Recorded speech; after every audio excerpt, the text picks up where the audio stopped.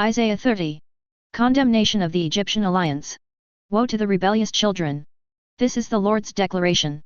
They carry out a plan, but not mine. They make an alliance, but against my will, piling sin on top of sin.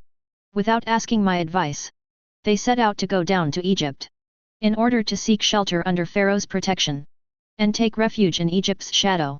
But Pharaoh's protection will become your shame, and refuge in Egypt's shadow your humiliation.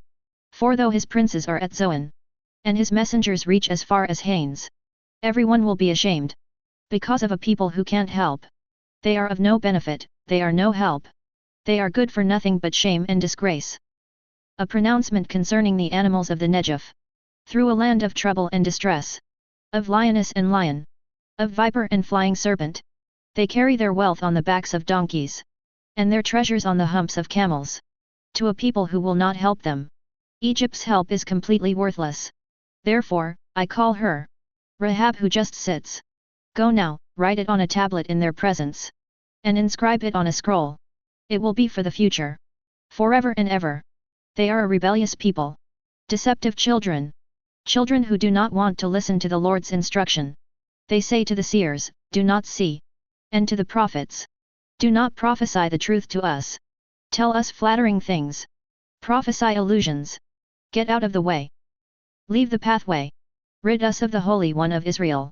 Therefore the Holy One of Israel says, because you have rejected this message, and have trusted in oppression and deceit, and have depended on them, this iniquity of yours will be like a crumbling gap, a bulge in a high wall, whose collapse will come in an instant suddenly.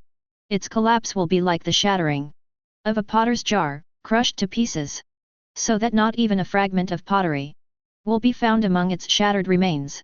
No fragment large enough to take fire from a hearth, or scoop water from a cistern.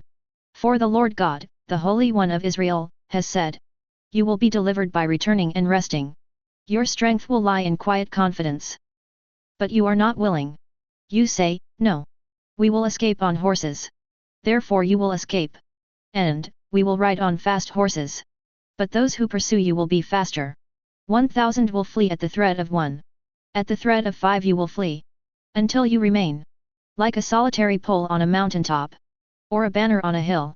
The Lord's mercy to Israel. Therefore the Lord is waiting to show you mercy, and is rising up to show you compassion. For the Lord is a just God.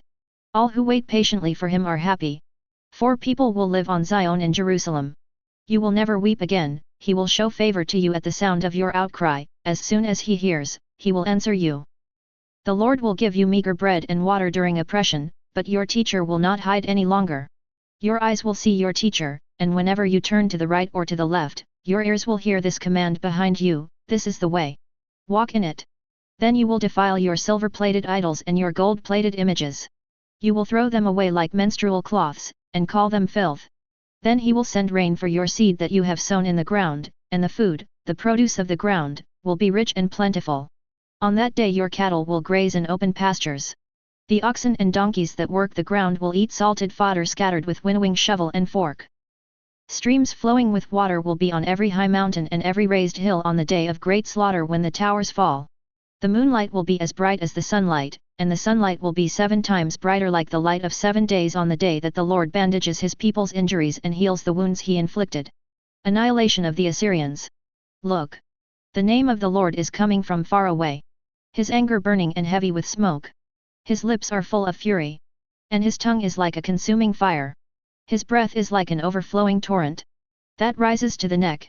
He comes to sift the nations in a sieve of destruction, and to put a bridle on the jaws of the peoples, to lead them astray. Your singing will be like that on the night of a holy festival, and your heart will rejoice like one who walks to the music of a flute, going up to the mountain of the Lord, to the rock of Israel.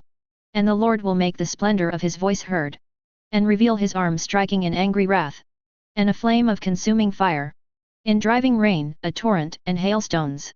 Assyria will be shattered by the voice of the Lord. He will strike with a rod, and every stroke of the appointed staff that the Lord brings down on him will be to the sound of tambourines and lyres. He will fight against him with brandished weapons. Indeed, Tophet has been ready for the king for a long time. Its funeral pyre is deep and wide. with plenty of fire and wood. The breath of the Lord, like a torrent of burning sulfur, kindles it.